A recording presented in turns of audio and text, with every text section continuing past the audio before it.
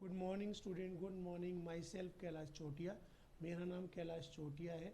जैसा कि बच्चों आप मेरे से परिचित हैं, और जो हमारा रघुनाथ स्कूल जो रतनगढ़ का सबसे बेस्ट स्कूल है, सबसे अच्छा स्कूल है, सबसे फेमस स्कूल है, उसकी ओर से आपको घर बैठे ऑनलाइन क्लासेज उपलब्ध करवाई जा रही है।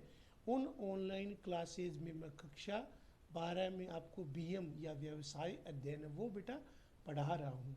जैसा कि बच्चों आपको पता है, हमारा अध्याय नंबर 13 बीमा एक सामान्य परिचय, ये हमारा अध्याय चल रहा है।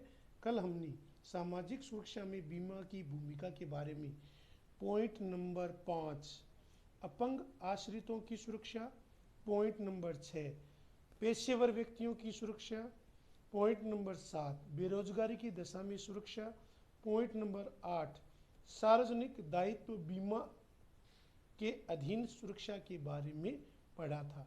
इसके अतिरिक्त भारत में बीमा द्वारा सामाजिक सुरक्षा, social security in India through insurance, जिसमें हमने केवल बीमित के अंशदान से, केवल बीमित के अंशदान से जो संचालित होने वाली जो योजनाएं हैं उनके बारे में कल अध्ययन किया था। तो केवल बीमित के अंशदान से संचालित योजनाओं के बारे में एक बार हम पुनः पढ़ेंगे और उसके बाद में हम आगे इस अध्याय में आगे बढ़ेंगे।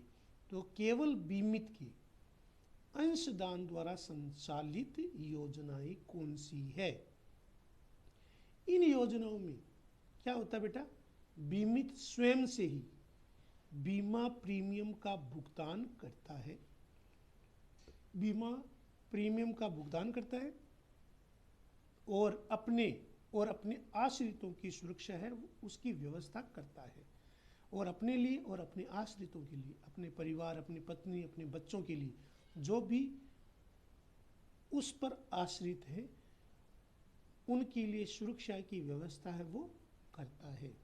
भारतीय जीवन बीमा निगम LIC और निजी क्षेत्र में जो भी बीमा कंपनियां कार्यरत है वो बीमा करता आजीवन बीमा पत्रों, बंदोबस्ती बीमा पत्रों, अवधि बीमा पत्रों, इन तीनों बीमा पत्रों में से 2 या 3 की विशेषताओं से मिश्रित बीमा पत्रों के अधीन बीमा सुविधा प्रदान करके उनको उनके आश्रितों को सुरक्षा प्रदान करती है। तो इसमें बीमित स्वयं है वो अपने प्रीमियम का भुगतान करता है तथा अपने आश्रित, जो भी उसके आश्रित हैं, जो भी उसके नॉमिनी हैं, चाहे पत्नी हो चाहे बच्चे हों, उनकी सुरक्षा की व्यवस्था है वो करता है। इसमें क्या होता है? इसमें जो बीमित है वह बीमा सुविधा के द्वारा अपने आश्रितों की सुरक्षा है वो प्राप्त कर लेता है।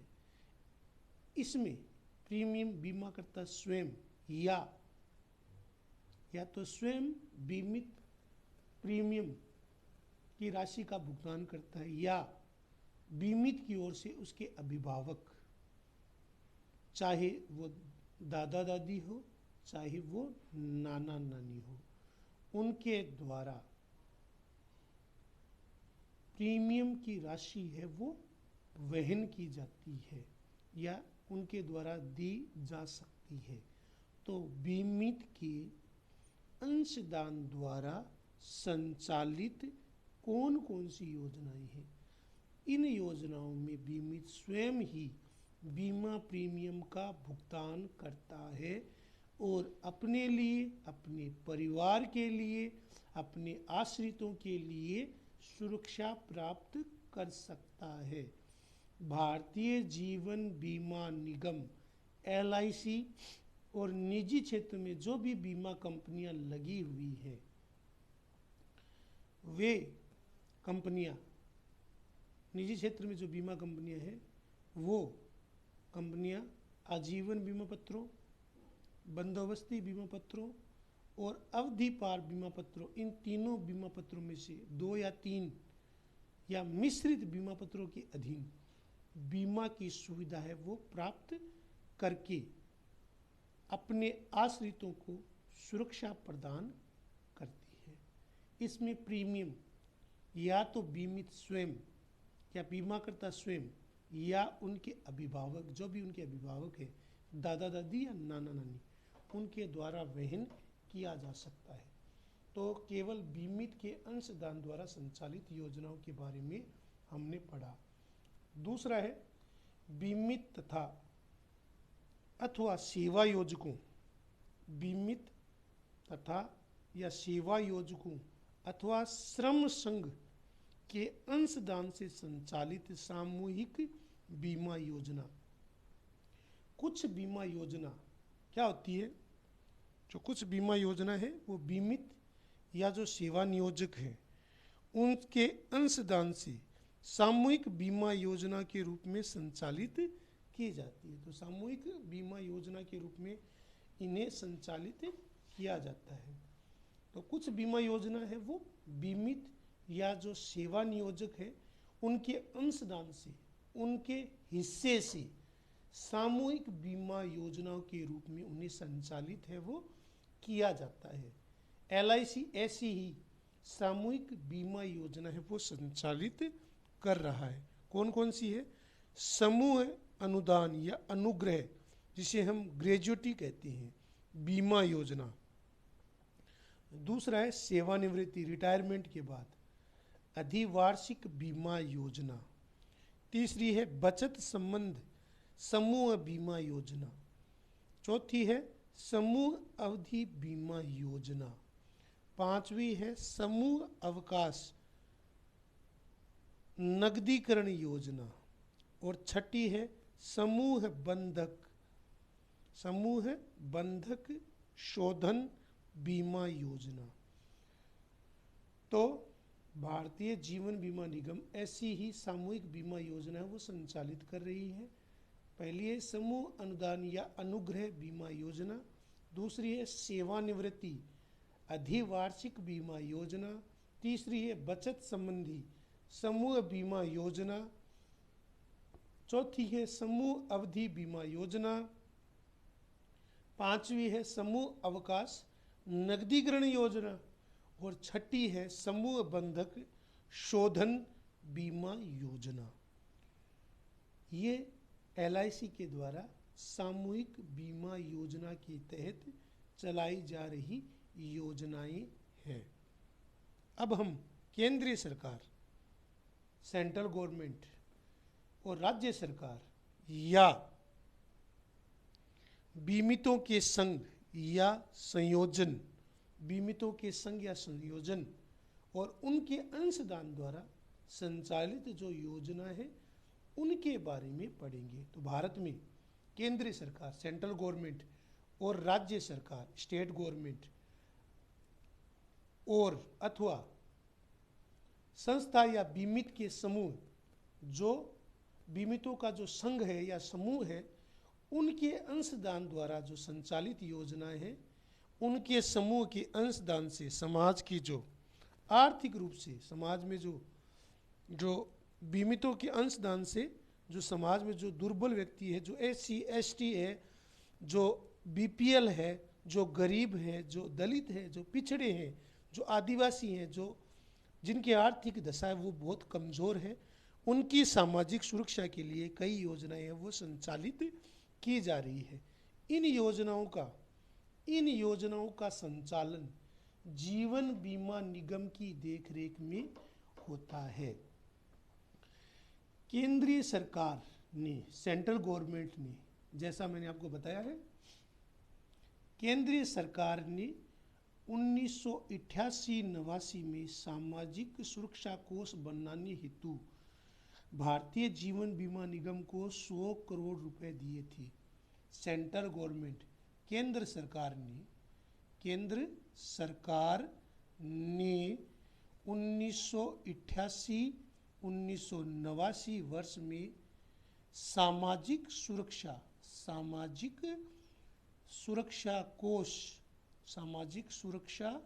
कोष बनाने हेतु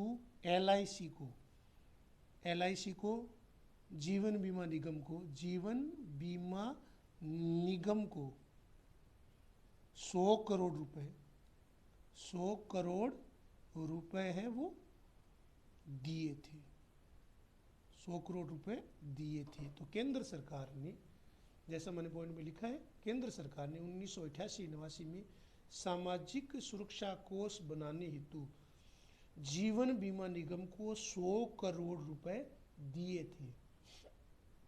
अगस्त 2000 से इस कोष से, अगस्त 2000 से जो सामाजिक सुरक्षा कोष है से एक ही योजना के अधीन गरीबों के लिए, जो गरीब हैं, जो पिछड़े हैं, दलित हैं, सामाजिक सुरक्षा की बीमा योजना संचालित की जाती है।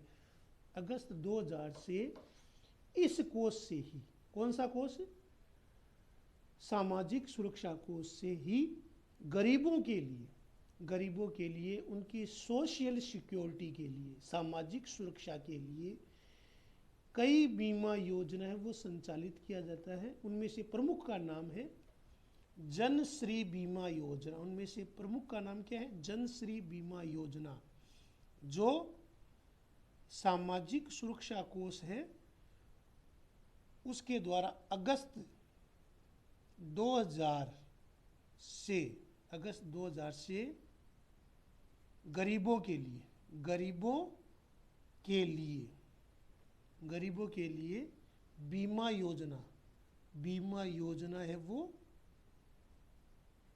योजना है वो संचालित की जा रही है। बीमा योजना है वो संचालित की जा रही है। उनमें से एक का नाम है जन श्री बीमा योजना। बीमा योजना है वो संचालित की जाती है, उसमें से एक का नाम है जन श्री बीमा योजना। जन श्री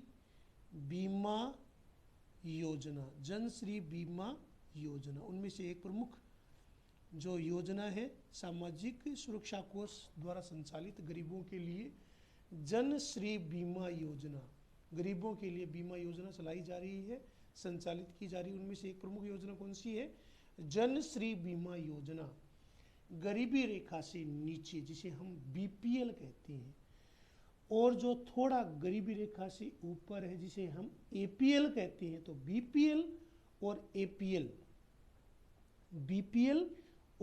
एपीएल के लिए जो लोगों का जो समूह है, सामाजिक समूह बीमा करने के लिए जन श्री बीमा योजना का विकास किया गया है। 31 मार्च 2005 तक 43 जो व्यवसाय थे, जैसे कि बीड़ी उद्योग, मजदूरी, बाई का काम, मोची या जूते बनाने वाले मोची, कुली, मछुआरे, मछली पकड़ने वाले, स्त्री दर्जी, जंगली मजदूर, सफाई कर्मचारी, ऑटो रिक्शा चालक, ग्रामीण गरीब, प्लांटेशन मजदूर आदि है वो, इन्हें उसके लिए चिन्हित किया गया है। तो गरीबी रेखा से नीचे जिसे हम बीपीएल कहते हैं, और जो गरीबी रेखा से जरा सा ऊपर होते हैं उन्हें हम एपीएल कहते हैं। बीपीएल यानी बिलो पॉवर्टी लाइन, बीपीएल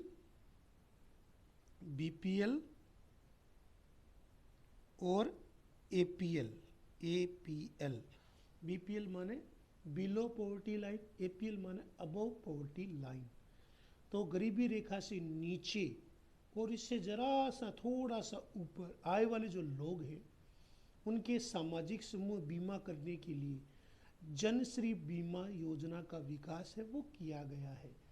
31 मार्च 2005 तक ऐसे 43 व्यवसाय ढूंढे गए हैं, जैसे कि बीड़ी मजदूर, बाई, मोची का काम करने वाले, कुली, मछुआरे, स्त्री दर्जी, जंगली मजदूर, जंगल में काम करने वाले मजदूर, सफाई कर्मचारी, ऑटो रिक्शा चालक, ग्रामीण गरीब, प्लांटेशन मजदूर आदि इसमें शामिल है। अब हम बीमा एजेंट, जो आपने बहुत से लोगों ने अपने घरों में भी बीमा एजेंट को आते हुए देखा होगा। तो बीमा एजेंट जो एलआईसी और जो अन्य जो प्राइवेट बीमा कंपनियां उनसे जुड़े हुए होती हैं। एक बीमाकर्ता के बीमा व्यवसाय की सफलता का मूल्यांकन इस बात पर निर्भर करता है कि बीमा कंपनी समाज में लोकप्रियता और विश्वसनीयता कैसी है। तो बीमाकर्ता की जो बीमा व्यवसाय तभी सफल माना जाता है जब बीमा कंपनी का समाज में लोकप्रियता बढ़ती है।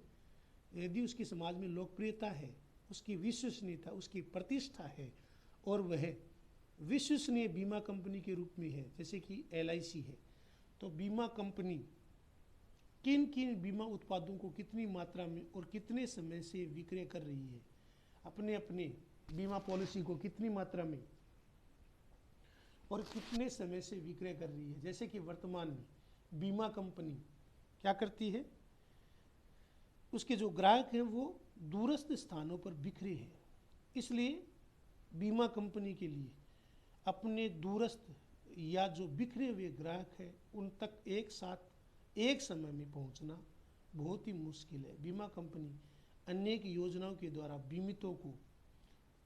बीमितों को उनके बीमा उत्पाद की सुविधा है वो प्रदान करती है।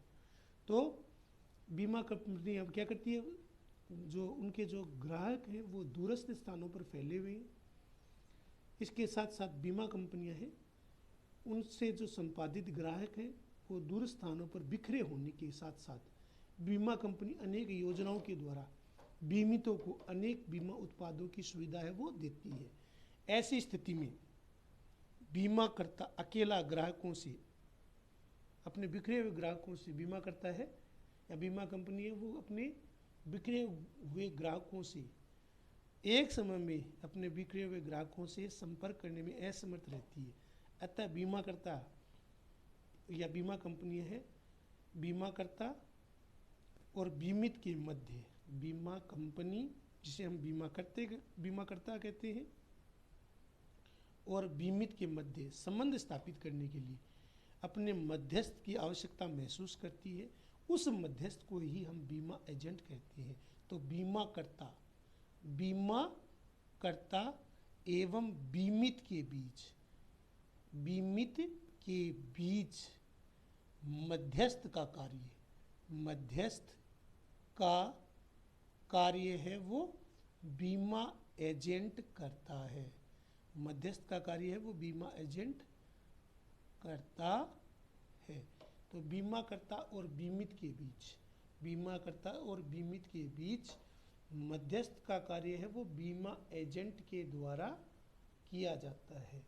जैसा मैंने आपको बताया है बीमाकर्ता, मैंने आपको बताया बीमाकर्ता लिखा है ना मैंने, देखो बीमाकर्ता और बीमित के बीच मध्यस्थ का कार्य है वो बीमा एजेंट या बीमा अभिकर्ता, जिसे हम LIC एजेंट भी कहते हैं।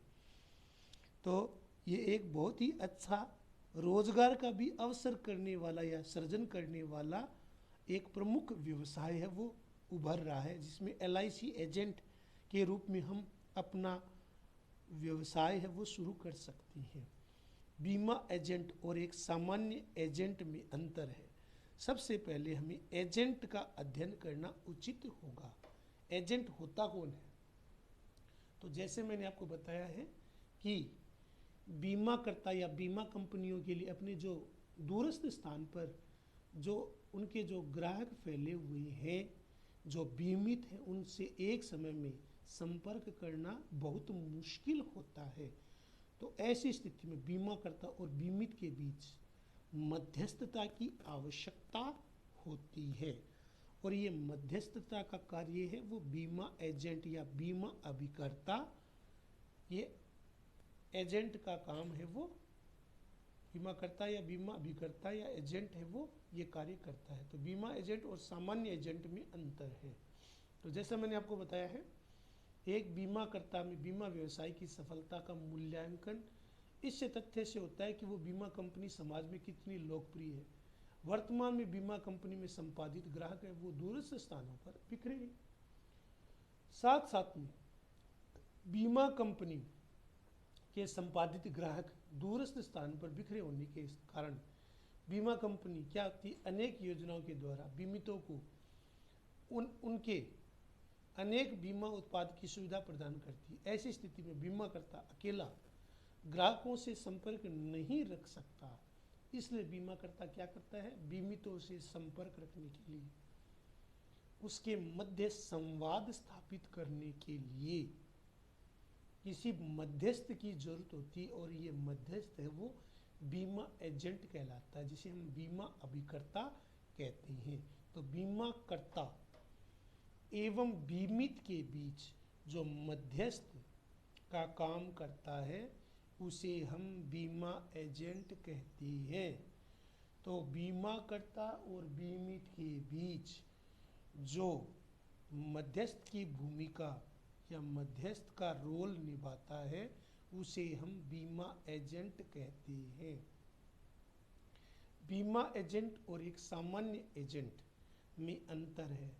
इसके लिए हमें सबसे पहले एजेंट का अध्ययन करना होगा। तो बीमाकर्ता, एजेंट कौन होता है, बीमा अभिकर्ता कौन होता है, मैंने जैसे आपको सीनियर क्लास के बच्चों को बताया था ना बेटा, मोनिका, पूजा, प्रेरणा, सतवीर, सत्यदेव, कि आप यदि कोई व्यक्ति 10वीं पास है और 18 साल की उम्र जिसकी है और उसने LIC के द्वारा जो आयोजित परीक्षा पास की है, तो कोई भी व्यक्ति है वो ग्रेजुएट होने के बाद एजेंट के रूप में अपना काम है वो शुरू कर सकता है। उसके लिए मिनिमम योग्यता है वो 10वीं पास होनी आवश्यक है। तो बीमा एजेंट और एक सामान्य एजेंट में अंतर है। सबसे पहले एजेंट, तो एक ये व्यवसाय है, बीमा अभिकर्ता का व्यवसाय है, वो आजकल खूब फलीभूत हो रहा है। तो बीमाकर्ता और बीमित के बीच संपर्क कड़ी का कार्य बीमा एजेंट द्वारा किया जाता है। यह मध्यस्थ का कार्य है, या बीमा एजेंट के रूप में, या बीमा एजेंट या बीमा अभिकर्ता है वो मध्यस्थ का कार्य करता है। बीमा एजेंट और एक सामान्य एजेंट, इनमें अंतर है।